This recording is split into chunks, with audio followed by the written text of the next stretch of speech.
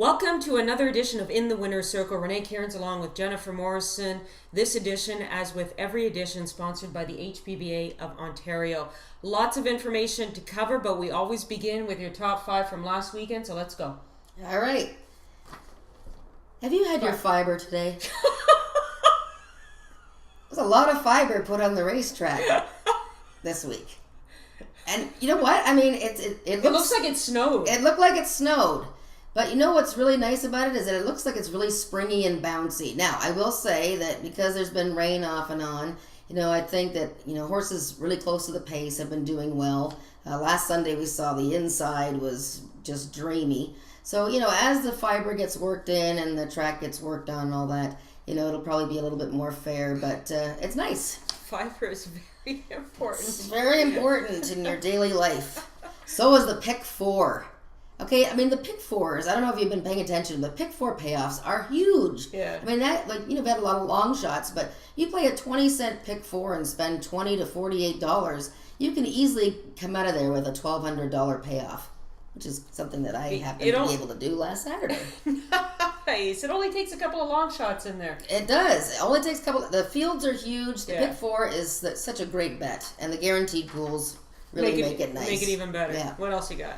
Well, it says Bert's, Bert's? and then there's bar at the Bar. bottom there. Bert's Bar is a little bar in Barbados. It's a lovely place, actually, a sports bar. It's also a horse owned by Eugene Melnick, who won his maiden last weekend, just in scintillating fashion, ran an 85 buyer. This is a horse to watch for. Now, they haven't decided whether they're going to do Achievement Stakes sprinting or maybe try the Queen's Plate. We'll see how it all shakes out as we get closer to plate time. Very speedy horse, though. Watch out for Bert's Bar. He was impressive in victory. He was very much so. Bear. It's bear watching season. Watch the bear horses. He's out of hibernation. Bear Stables won 2 races last week in the same card. Mighty Bear, trained by Carla Christofferson, was 18-1, a first-time starter by Langfuhr. And then the last race, he won with a first-time starter named Bear's Connection, trained by Reed Baker. The bear horses, when they're running in lower claiming races too, watch out. These horses are serious now. And the last thing I noticed was C&C.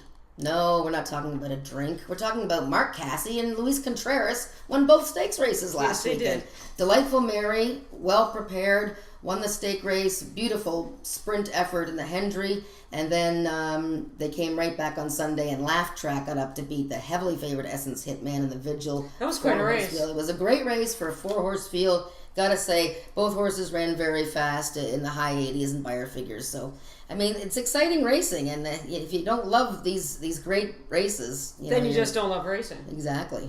And we love racing. We do. And even down at Fort Erie, the public was very much enamored with the card there. Sunday was a good day. I thought Tuesday was awesome. 600 and change. They bet, and I heard the Tiki Bar was packed. Yeah, Tuesdays is a huge 4:15 post. twilight card for them, and thus, the experiment for running the Prince of Wales there at the end of July. I mean, they're going to get to see how the plate trial shakes down this weekend in the plate, and then they're going to hopefully get a great field for the Prince of Wales. Can you imagine what that evening is going to be like at Fort Erie? It's going to be huge. We're going to have to be there. We'll and definitely have to maybe be take there. Wednesday morning off. Yeah. That's probably a good idea. That's probably a very good idea. Last night racing Wednesday night racing at Woodbine, I thought it was a pretty good card that they had. We're going to focus on a little bit Friday, Saturday, Sunday. Friday, with the rain that we're having, I tend to think they're going to be off the grass which is too bad. I love that second race with those older horses going a mile and a 16th for 25. You had Safety Zone. You had Empire Rising. Just a really good field. I think that's probably going to come off the grass. I would think so. We're going to get steady rain right through until Friday, so we'll have to regroup and hope we have some turf racing on the weekend. A forecast you might want to keep an eye on is what's happening in New York, because they're going to be wrapping up the Triple Crown down there with the Belmont at a mile and a half. I thought there might be about 8 or 9 horses. It turns out there are 14. Nobody is afraid of anybody at all. Orb is going to look to rebound off of his poor effort in the Preakness. At no point in the Preakness did it look as though Orb was going to be a winner. No, he was as flat as a board, and it's to be expected. He ran a huge race in the slop in the Derby 2 weeks later, just flat. Here's his coming out party, though. I think the Belmont racetrack and home the course distance, advantage. is totally made for him. I love him on the bounce back. I think he's going to be low odds again. And I think that Golden Soul, if the track comes up sloppy, obviously Orb likes that, and I think Golden Soul is a horse that's on the upward swing as well. And he passed the Preakness, which I quite like. You know, he's been waiting for the Belmont. So I know you like a horse in I there like too. a horse that passed the Preakness as well, and that is Revolutionary going for Todd Pletcher. Javier Castellano is going to ride him back, and he rode him to back-to-back victories at Aqueduct in the Grade 3 Withers last year, or rather in February, and then he rode him in the Louisiana Derby, a race that he won, and that was a tough race. Oh, he won as the favorite. He was Yeah. wide. I think he's a horse that can come nicely from off the pace. I like the fact that he missed the Derby, so he comes in fresh, and I don't think the distance should be an issue for him even a little bit. So I think he'll be a bit of a price. I think he'll probably be about 6-1. Yeah. And that's a horse that I'm going to go with. Revolutionary in the Belmont. Post time for that is at 6:36 on Saturday afternoon. Also on Saturday, 10 races at Woodbine. We've got lots of stake action coming up on the weekend. We're getting excited about the Oaks. That's on Sunday. But first, let's get through a couple of races on Saturday at Woodbine. We have the Trillium. That is for the girls, going 1.16 miles on the main track. And the Bold Ruckus going 3/4 in Ontario sired event. And that goes on the turf. It was firm on Wednesday night for racing on the grass. I wonder what it'll be because we're supposed to get rain for the next couple of days here. Yeah, I think I assume the Bold Ruckus will stay on turf. It'll Yes. probably be towards good, maybe yielding. I would think. It just depends on how heavy the rain is. It seems like it's just going to be a drizzle for a couple of days, and I think we'll have a good surface. But 5 stakes races this weekend, and what a variety of events. So we have 1.16 miles Polytrack, the Trillium. Here's the return of Inglorious, our Queen's Plate champion from 2 years ago. Yep. She hasn't won a race since then, but boy, she's run some humdingers. She's been to California and Kentucky. She's been everywhere, and she's been doing a lot of grass racing. I think she's going to be so happy to get back on the Woodbine Polytrack. And this race is made for her. It's a very reachable group. I just don't see. If she's half the horse that she was, and it looks like she's steadily training, let's get her win. I think Lonesome Town is your exactor horse. Inglorious onto Lonesome Town in the Trillium. Race 6. Yeah, there's going to be an honest pace with T-Game in there. Oh, absolutely. Because she's making her second start of the season. Wasn't great in behind Original Script, who does show up in the Oaks. That's on Sunday.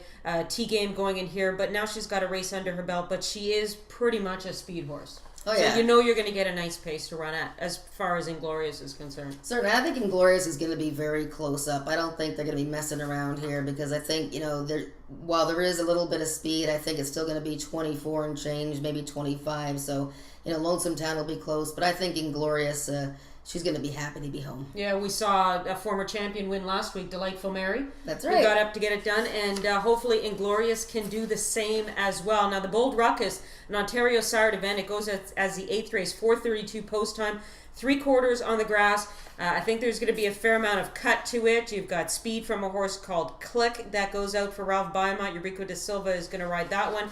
I think this is a pretty interesting group of horses. Even the horse that I kind of highlighted a little bit has never run on turf, and that is A Lifetime of War. It's got the Bold Executive on the bottom, so I'm going to go with that one as a long shot. 10 horses, only one has ever raced on grass, and that's the B's and E's. And he's won a race on turf, so he's a little bit ahead of everybody else. Yes. However, he hasn't raced this year, and we don't really know much about, how good he actually is. He's trained by Wesley Warden shipping in. I think there's a ton of speed in the race, but nobody's faster than Click.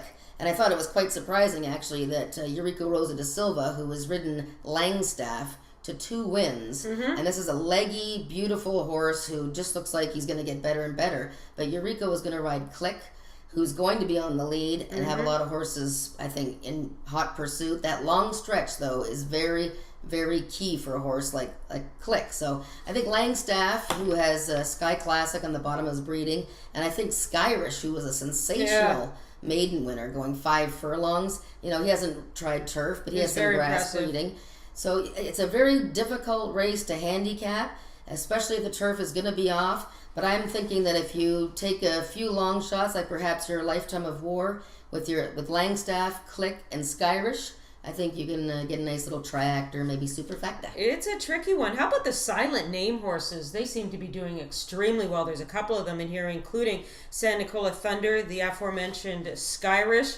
I think he's, and A Lifetime of War, I think he's turning out to be a pretty good stallion.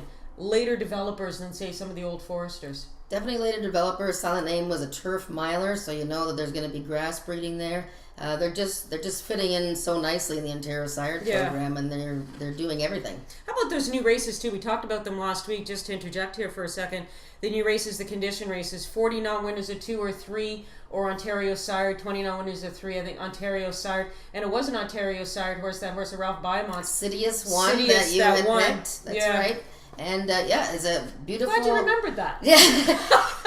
I remember when you picked. I mean, it's so rare an occasion, so Let's circle it on the calendar, please. But yes, it's a great little idea for people that have Ontario Sire horses that have gone through their conditions, and perhaps can't go to the allowance non-winners of one other than open. So here's a great opportunity for some of the horses to get their connections a little bit more earnings. Or even a wide open 40 or a wide open 20. That's see Daniel Be Good, who's a 9-time winner, already won twice this year. He's in a condition 20, but he fits the Ontario Sire category. Now, an open 20 might be tough, an open 40 might be a lot tougher, but this is restricted as far as the claiming price. But there's a stake winner that's in one of those races as well. So yeah. I think it's a good mix of conditions. I think it adds to the already a great variety of events that we have here at Woodbine. We're very lucky to have all these different distances on turf, polytrack, and now these great conditions. Yeah. And speaking of great conditions, hopefully on Sunday it will be sunny at Woodbine, because we've got a lot of action taking place, including kicking off our Triple Tiara with the Oaks for the 3-year-old fillies. But the card will begin on the turf with the Bold Ruckus on Saturday. Well, you've got the girls in the spotlight, 3-year-old fillies going 6.5 on the grass in the Alley Wow as race number 5. And I think there is a perfect mix of natural speed horses and closers, horses that can sit off the pace and have a wicked late kick. A difficult second leg of the first pick 4, to be sure. You have some nice stakes winners in there, like Linen, who has run well in the grass. I went with a horse called Overheard, who is turning back in distance, coming out of the Celine Stakes, which was a very tough race, won by Coffee Click. I like the fact that Overheard is returning to turf. I think she's going to like the long stretch. So I think Overheard is, trained by Malcolm Pierce, is the horse that I'm going to pick in there. Did you have some? I thought as far as a closer, maybe Cabo Queen. She's out of a Sky Classic mare. I thought she was pretty impressive, winning at 26-1 in a small field in her first start of the season, going for Stu Simon, who's having a good beginning of his meet. He's sending out some pretty decent winners. As far as Mark Casse, well, he's going to be represented in here. He's got Jadira. Sean Bridgman is up riding for the weekend, so he's going to be riding that one. And you spoke about that Coffee Clique race. Well, this horse got beat about 4 lengths to that one in that other than at Gulfstream way back in February. That seems like ages ago, doesn't it? It does. Gulfstream. And Casse is well represented in there. He's also has Spring Venture, who was a Sovereign Award finalist and a stakes winner on the grass. So both Jadira and Spring Venture are logical contenders. I think Jadira is an interesting one. Lightly raced and looking like she might enjoy closing in a sprint race. Yeah, so I think there's a pretty good mix of speed, closers, going 6.5 in the Aliwal. The first of 3 stake races on Sunday. The second of 3 is the plate trial, 150,000 3-year-olds, of course, foaled in Canada, going 1.1 miles. So starting to stretch some of these horses out, and we do end up with a field of 11. His race to win, I thought, was pretty impressive last time out. Again, the Malcolm Pierce, Rico De Silva, Samson Farm trio. Well, Up With the Birds sits out this race and waits to go into the Queen's Plate as our favorite right now. Yep. His race to win was very impressive and easy to pick that day when he broke his maiden. But boy, he didn't. The buyer figure was quite low, and I was a bit curious about that. He does have the stamina and the style to win a race like the plate trial, but boy, he's going to have to get past a couple of horses. The favorite's going to be Pyrite Mountain. He beat Uncaptured in a small field, came from well off the pace in that small field. I thought it was very impressive, and I think he's going to be really tough to beat, but certainly in an 11-horse field, the traffic is going to mean something. You have the horse coming in from California, Kid Dreams, who has some nice buyer figures, but horses coming in from other tracks, when they hit our polytrack for the first time, you usually like to sit back and just watch them a bit. So, I think he's a legitimate horse, Kid Dreams, nice Canadian bred for Robert Shell Evans, but I might want to watch him a little bit. Dynamic Sky, still, I've been saying since February. Yeah, you've been sort of on the fence with him, haven't you? Don't like him going 1.1 miles, but, maybe against Canadian breds back in his home ground. And I think the horse that's really interesting is River 7. What do we do about him? Yeah. He won the Gray last year, looking like a top 2-year-old and a real good prospect. Took him a little longer to get him to the races here. Came out in front bandages Yeah. in his return. Was one paced in a sprint race, but stretching out certainly will like that. But I'm not sure what to do with River 7. Yeah, he's going to have to prove to me that he is back, because I just wasn't totally visually impressed with that racing behind Black Hornet. He loses his rider. Wilson had ridden him last season. Eurico rode him at the end of last year and in the Queenston, but he's opting to stick with his race to win. So Todd Cable, boy, who is off to a terrific start and is just booting home the winners one after another. He sure is. Yeah, he picks up the mount there. So that one goes for Nick Gonzalez. We talked about Mark Casse having a couple of horses in the group. Well, so too does Nick Gonzalez. I think a definite speed horse is going to be Midnight Area, a horse that they claimed for $35 at Gulfstream in January. One off the claim, but he is a horse, a big, beautiful set of Midnight Loot that loves to be forwardly placed in his races. Jesse Campbell rode him last time. He's back aboard again, and he finished in behind Pyrite Mountain last time. And he's a galloping horse, and if you remember, he had a half brother that was on the Queen's Plate Trail a few years ago for Bob Baffert called Wanna Runner. Who didn't actually do very well in the Queen's Plate. No. But this is a very galloping type, and the Midnight Loots can handle longer distances. They're red hot right now, and I know a lot of people that are quite fond of Midnight Aria in the Plate Trial. But for my money, I think Pyrite Mountain at 2-1 or higher is a good bet. He starts from the rail, but boy, he's just looking like the one. And guess who he's by? He's by Silent Name. Exactly. Who is proving to be an extremely nice sire. And just Black Hornet is not in the Plate Trial. He got sick, and he was going to be obviously the main speed horse in the Plate Trial, but he got sick, so they're going to try and regroup, perhaps run an Achievement Stakes. But I would think that as far as Queen's Plate aspirations for Black Hornet, that they're not there anymore. Okay.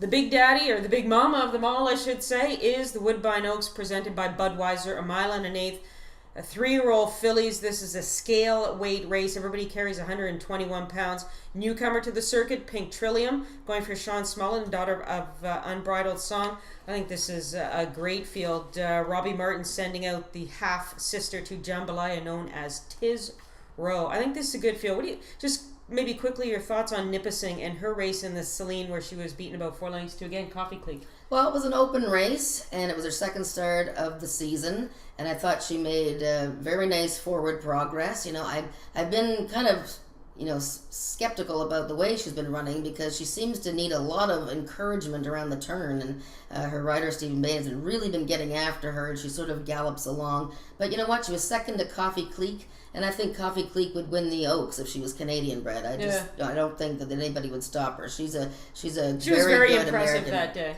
Very good American bred horse. So I think Nipissing is certainly a major contender. I look at this race, there's 8 horses in it, and 4 of them are from Samson or Chiefswood. And I think not only because the odds are on their side, but I think it's a Samson or Chiefswood, and I don't really see anything else after that. I think it's just those horses. Original Script is the front runner for Nipissing to run at, owned by Chiefswood. I think Dance Again, who's making her Polytrack debut, she's getting a lot of attention, a lot of media buzz, and she's never run on Poly, but she looks like a horse that is going to go forward. And Smarty Fly is a horse that I liked last time, who was behind Spring in the Air, who is going to be one of the favorites in the Oaks, and I like the way that she was closing. I'm skeptical about Spring in the Air getting back to her form. I thought she was just not quite as impressive enough holding on to win in the Fury Stakes. So I'm going to go against Spring in the Air, and I'm going to take a try box. I'm going to use Nipissing, Smarty Fly, and Dance Again. Thoughts on Pink Trillium? Lightly raced, kind of surprising to see a Frank Stronach color bearer in a big race like this after just 2 starts. Usually they like to give their horses experience. She won her debut, so she's obviously has some talent, but I think first time on the Woodbine Polytrack, not for me. Pass? Pass. Gonna just watch a little bit. So lots of stake action coming up on the weekend, whether it be here or down in New York with the Belmont, and that will wrap up the American Triple Crown. Will Orb be able to bounce back off a subpar effort in the Preakness? I'm sticking with Revolutionary. Didn't talk about Sittard as far as having any big horses in on the weekend, but he is soon to be a Hall of Famer. Yes, he is, in August. In August, and I think he is every bit deserving of that honor. I've been saying it for years, so finally Sid will be getting his due, and Sid is the subject of today's top 5 things you don't know, and there are some things in here that you do not know. I'm sure. I can't about wait to Sid hear. Attard. He's Okay. one of 26 children. 26? Yeah. Wait a minute. It was back then. Yeah, I think there were a Boy. couple of sets of twins. Not everybody survived. It was Boy, that's a wartime. lot of presents at Christmas. He came here at his mother's almost insistence. Joe was already here, but he came here in 1967, and that was the last year that the Maple Leafs won the cup. But he became a Maple Leaf fan from then on. Wow. See, I like him more and more every minute. When he's not working during the winter, he's a madman on the treadmill. In fact, he actually burned the motor out on a treadmill. A guy repairing it said he'd never seen anything like it. Wow. That's something I wouldn't know. Treadmill. I've never actually been on one, but... But Sid loves his treadmill and runs like a madman on it, good enough to burn out the motor. There was actually a movie or a short documentary that was made about the Attard family for the love of horses. I was actually, a couple of weeks ago, I was blasting through, and there it was on the Omni channel. Oh, wow. The first person I saw was Jamie Attard, who is Sid's youngest son. He's got 3 kids, but there was Jamie. I thought, oh, I haven't seen this. I better watch it. Yeah, It's good. I mean, Sid's obviously a good producer, too, with all these kids now training and doing well. And a couple of grandchildren, too. Paul has two grandchildren. Are they training already? And they will be very shortly. Okay. I bet. And here's something I bet you didn't know. Okay. Sid is not Sid's real name. Sid is not his name? Sid is not his real name. Well, we must know. It's not Cosmo, is it? No, it's not Cosmo. What is it? We must know. Sid. I want to be just correct with it. Tarcísio. Whoa. Tarcísio. Bless you. And Larry's real name, I think, is Emmanuel. And Tino was Constantino. It was actually Joe Attard's wife, the older brother who came here first, Connie, his wife, that when Sid got here, Tarcísio was his name. She said, no, you're Sid here. Oh, From now on, you're goodness Sid. for that. Yeah. Could you imagine spelling that every day? Tarcísio. And we're stuck. And we're stuck on rewind. That'll do it for another edition of In the Winner's Circle. Renee Kieran's Jennifer Morrison. And of course, sponsored by the HPBA of Ontario. Lots of information to cover, and hopefully you can find yourself somewhere on this good weekend here in the Winner's Circle.